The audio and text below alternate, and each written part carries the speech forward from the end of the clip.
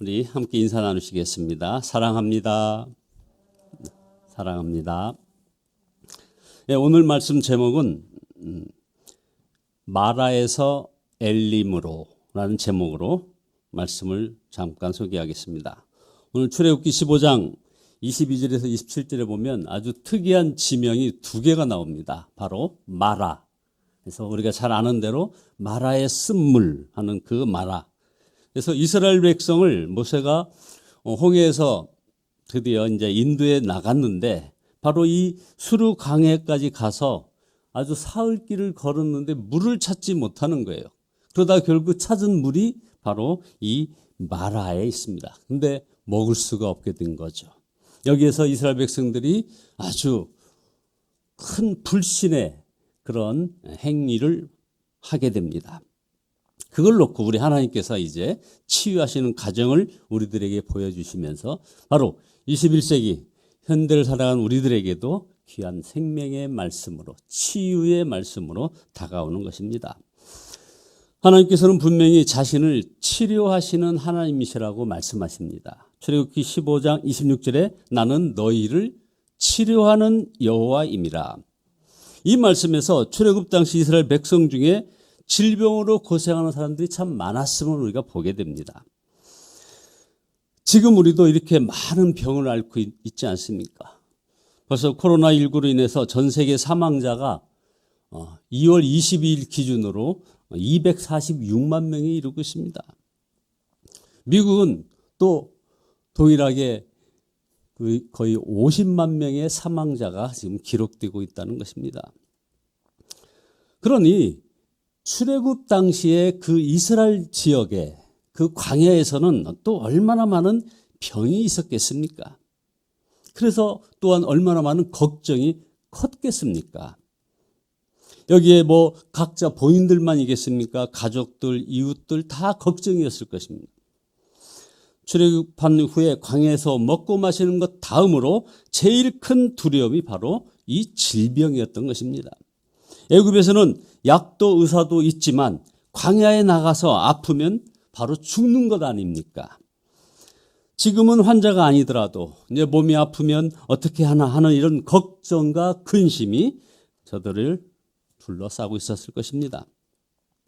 그러니 하나님이 치료하시는 하나님이시라는 이 말씀이 얼마나 놀랍고 든든했겠습니까? 큰 병원이 들어선 것도 비교할 수 없이 기쁜 소식이었을 텐데 말입니다. 그러나 하나님은 이 말씀을 하시기 전에 먼저 다루시는 일이 있음을 우리가 알아야 합니다. 바로 그 하나님을 정말로 믿느냐 하는 것입니다. 너무나 당연한 일 아니겠습니까? 홍해를 건넜는데 하나님을 믿지 않을 사람이 어디 있겠습니까? 그러나 이스라엘 하나님에 대한 믿음은 점검해 보아야 할 그런 상태였던 것입니다. 이스라엘 백성은 출애굽기 14장에서 홍해가 갈라지고 홍해를 땅처럼 건너고 바로의 군대가 숨을 뒤는 일을 보면서 찬송을 불렀고 춤을 추었다고 합니다. 솔직히 그들이 춤추고 노래할 상황은 아니었습니다. 홍해를 건넜지만 여전히 피난민 신세요. 집도 없고 땅도 잃고 살던 것을 도망쳐서 지금 광야에 나온 처지가 아니겠습니까? 장래도 보장된 것이 없습니다. 그러나 모두 다 노래를 부르고 춤을 추었답니다. 하나님의 역사를 직접 체험하면 형편이 나빠도 가진 것이 없어도 노래가 나오고 춤을 추게 된다는 것이죠. 그러므로 자신의 현실이 답답하고 처량하고 그리고 두렵고 억울하게 여겨진다면 하나님에 대한 체험이 뭔가 좀 문제가 있는 것 아닌가 하는 것을 점검하는 바로미터가 되는 것입니다. 그러나 홍해를 건너 3일이 못 되어 이스라엘 백성들의 기쁨은 그렇게 춤추고 노래하다가 사라져버리고 맙니다. 출애굽기 15장 25절에 모세가 홍해에서 이스라엘을 인도하며 그들이 나와서 수르 광야에 들어가서 거기서 사흘 길을 걸었으나 물을 얻지 못하고 사막을 행군한 지 사흘, 그들의 마음은 터지기 일보 직전이 되었습니다. 왜 그랬을까요? 물이 없었기 때문입니다. 그러다가 마라에서 우물을 발견하였는데 마실 수 없는 쓴물임을 알고는 탄식과 하나님에 대한 원망이 드디어 이렇게 폭발하고 맙니다. 출애굽기 15장 24절에 백성이 모세에게 원망하여 이르되 우리가 무엇을 마실까 하매, 사실 성경에는 상당히 점잖게 기록되어 있지만 모세가 하나님께 부르짖었다는 기록이 바로 이어서 나옵니다. 25절에 모세가 여호와께 부르짖었더니, 자, 이 말은 무슨 말일까요? 모세의 마음이 너무너무 다급했었음을 알 수 있습니다. 그 홍해 앞에서도 그렇게 하지 않았던 모세가, 그래서 이렇게 아무리 어려워도 당황하지 않았던 그 모세, 그런데 이 모세가 그렇게 부르짖게 되었습니다. 믿음이 생기지 않았다는 거죠. 믿음이 생기지 않으니 부르짖을 수밖에요. 사실 믿음이 생기면 기도해도 조용히 기도하는 것입니다. 여러분, 정말 하나님은 치료하시는 하나님이시다 하는 말씀이 믿어지십니까? 그러면 여러분 당장 몸이 아파도 염려가 되지 않지요? 그건 아니라면 아직 하나님을 믿지 않는 것입니다. 목회자들도 이렇게 안수기도할 때 믿어지지 않을 때가 있습니다. 자, 그러면 어떻게 하면 이런 믿음을 우리가 가질 수 있을까요? 치료받은 것을 믿는 것이 아니라 바로 함께 하시는 주님을 믿는 것입니다. 이게 포인트입니다. 베드로가 처형당할 위기 때 당시 교인들이 기도하면서도 풀려나올 것을 전적으로 믿지 못했던 것을 우리는 봅니다. 그러나 주님이 함께 하시니 기도한 겁니다. 마가복음 9장에서 간질로 고생하는 아들을 데리고 온 아버지가 예수님께 왔습니다. 아주 유명한 말씀 아닙니까? 마가복음 9장 22절에 귀신이 그를 죽이려고 불과 물에 자주 던졌나이다.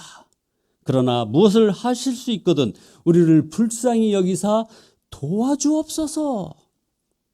그러자 예수님께서 아주 책망을 하십니다. 23절에 할 수 있거든 이 무슨 말이냐? 믿는 자에게는 능치 못할 일이 없느니라. 그때 아버지가 이렇게 외칩니다. 마가복음 9장 24절에 이런 외침이 드디어 나옵니다. 내가 믿나이다. 나의 믿음 없는 것을 도와주소서. 그렇습니다. 믿음을 갖는 것이 병을 치료하는 것보다 더 중요하다는 것을 여기서 보여주고 있습니다. 우리는 치료가 아니라 바로 주님을 믿어야 하는 것입니다. 이것이 핵심입니다. 주님을 믿어야 믿음이 흔들리지 않게 됩니다.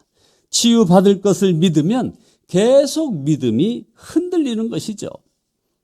그래서 세 번째 중요한 것은 바로 이런 순종 훈련인 것입니다. 하나님께서 자신이 치료하시는 하나님이심을 말씀하시기 전에 먼저 마라의 쓴물을 고쳐주십니다. 25절에 여호와께서 그에게 한 나무를 가리키시니 그가 물을 던지니 물이 달게 되었더라. 하나님의 뜻이 단지 병을 고쳐주시는 데 있었다면 그저 병자들은 다 나오너라 하고 고치면 되었을 것입니다. 그런데 조금 복잡한 방법을 쓰시지 않았습니까? 사흘 목마르게 하시고 마라의 쓴물 맛을 맛보게 하시고 그 다음에 모세에게 한 나무를 가리키시며 그가 물을 던지니 그가 가지를 물에 던지니 물이 달게 되었다는 이런 복잡한 순서가 있습니다.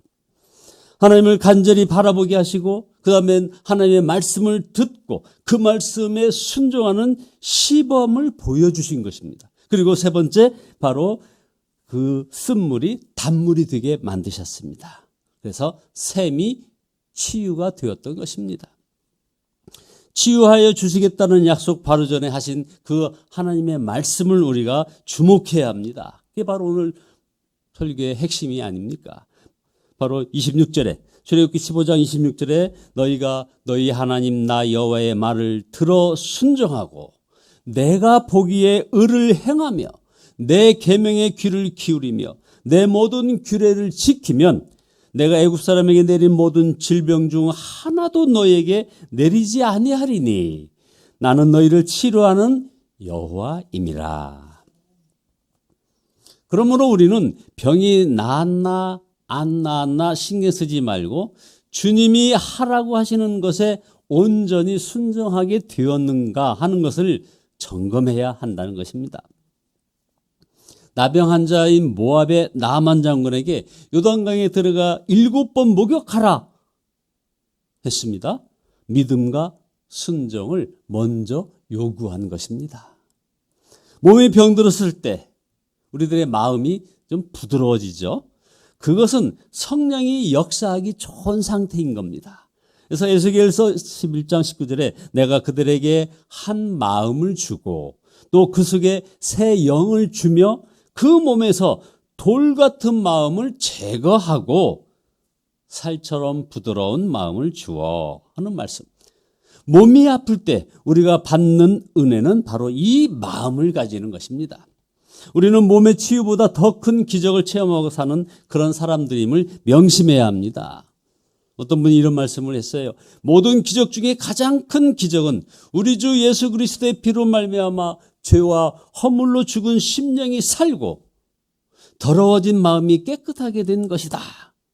이 모든 기적 가운데 가장 귀한 기적이 아니고 무엇이랴 이런 말이죠. 치유가 가장 큰 기적같이 보이지만 우리는 더 큰 기적을 누리고 있는 것입니다. 그러므로 병을 고쳐주시는 기적은 우리에게 일어나기 어려운 기적이 아니라는 거죠. 분명히 십자가의 능력에는 치유의 역사가 약속되어 있습니다. 마태복음 8장 17절에 이는 선지자 이사야를 통하여 하신 말씀에 우리의 연약한 것을 친히 담당하시고 그리고 병을 짊어지셨도다 함을 이루려 하심이더라. 베드로전서 2장 24절에도 친히 나무에 달려 그 몸으로 우리 죄를 담당하셨으니 이는 우리를 죄에 대하여 죽고 의에 대하여 살게 하려 하심이라. 그가 채찍에 맞음으로 너희는 나음을 얻었느니라. 주님은 단순히 병만 고치시는 것이 아니라 우리의 마음과 삶을 고치시려는 것입니다. 우리의 병은 마음 깊은 곳에 원인이 있는 경우가 많습니다. 그 경우 마음의 상처가 치유받아야 병이 고침을 받는 거 아니겠습니까? 우리 마음속에 무의식 속에 묻어있는 그런 정말 그 쓴뿌리들 이런 것들이 있다는 걸 우리가 깨닫고 바로 그 쓴뿌리를 회개하는 절차를 거쳐야 우리의 질병이 나아진다 이 말입니다. 주여 나는 마음에 상처가 많습니다 하고 회개하고 고백하는 절차가 있어야 된다는 겁니다. 마음 깊은 곳에 감추어진 것, 악한 것, 죄책감, 두려움, 혈기, 염려, 열등감, 분노, 집착 이게 다 드러나야만 우리의 질병이 치유가 되는 것입니다. 이것을 모두 다 십자가로 해결받아야 한다는 것입니다. 그래서 나는 사라지고 바로 예수님이 드러나고 2000년 전에 십자가 안에서 이미 해결받은 죄와 상처, 마귀는 우리 십자가로 모든 걸 해결할 수 있는 그런 자리에 이르도록 해야 된다 이 말입니다. 마귀는 우리가 자아를 죽음으로 처리하지 못하게 함으로 우리를 계속 조정합니다. 요한복음 15장 5절에 보면 마음의 뿌리를 상처에 두지 말고 예수님에게 두라고 명령하고 있지 않습니까? 예수님으로 바뀐 생명, 그 느낌으로 증거를 찾지 말고 믿음으로 누리라는 겁니다. 감사합니다. 찬양하는 것입니다. 마귀는 바로 이것을 감사를 찬양을 하지 못하게 조정하는 겁니다. 우리는 더 이상 이제 두렵지 않습니다. 하나님의 창조의 원형이 누려지고 바로 축복의 믿음이 생기고 죄가 다스려지고 달라진 믿음이 생기고 그리고 순종할 힘이 생기므로 이제 사랑만 하며 사는 그런 축복을 깨닫게 되는 겁니다. 그래서 우리가 순종해야 하는 것은 우리는 한치 앞이 보이지 않지만 주님은 앞을 다 내다보고 계시는 그 주님임을 우리가 믿어야 하는 것입니다. 마지막으로 이제 보시면은 이 마라의 샘터에서 일어나서 다시 걷기 시작한 이스라엘 백성에게 어떤 일이 기다리고 있습니까? 바로 출애굽기 15장 27절에 그들이 엘림에 이르니 거기에 물샘 12과 종려나무 70그루가 있는지라 거기서 그들이 그물 곁에서 장막을 치니라. 자, 여러분 보십시오. 사막 광야에서는 물샘 하나도 귀한 것인데 물샘이 12개, 종려나무가 70그루. 이 정도면 아주 환상적인 오아시스가 아니겠습니까? 그 오아시스가 있는 곳이 바로 엘림이라는 곳입니다. 이 엘림은 마라에서 남쪽으로 불과 11km밖에 떨어지지 않는 그런 곳에 위치하고 있습니다. 여러분, 이거 얼마나 놀라운 상징적인 말씀입니까? 자, 마라에서 조금 떨어진 곳에 하나님은 오아시스를 예비하셨다는 겁니다. 조금 전까지 이스라엘 백성들은 마라에서 그 쓴물에서 3일 동안을 막 광야에서 행진하다가 목이 마라서 발견했던 그 마라. 그런데 그 마라의 물이 쓴물이었습니다. 그래서 하나님을 원망하고 있었습니다. 불평하고 있었습니다. 왜 그랬을까요? 엘림이 보이지 않았기 때문입니다. 그러나 하나님은 마라만 보고 계신 것이 아니라 엘림도 보고 계셨습니다. 우리가 하나님을 바라보면 엘림이 보이는 것입니다. 하나님의 눈에 엘림이 보이기 때문인 것이죠. 그러므로 우리가 계속해서 예수님을 바라보는 것이 얼마나 중요한지 모릅니다. 우리 예수님은 우리의 병든 몸을 치유하십니다. 병든 마음도 치유하십니다. 병든 관계도 치유하십니다. 병든 가정도 치유하십니다.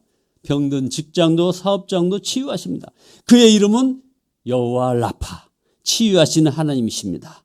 여러분, 여호와 라파, 이 하나님을 가슴 깊이 고백하는 여러분의 삶이 되어지시기를 예수 그리스도의 이름으로 축원드립니다. 기도하시겠습니다.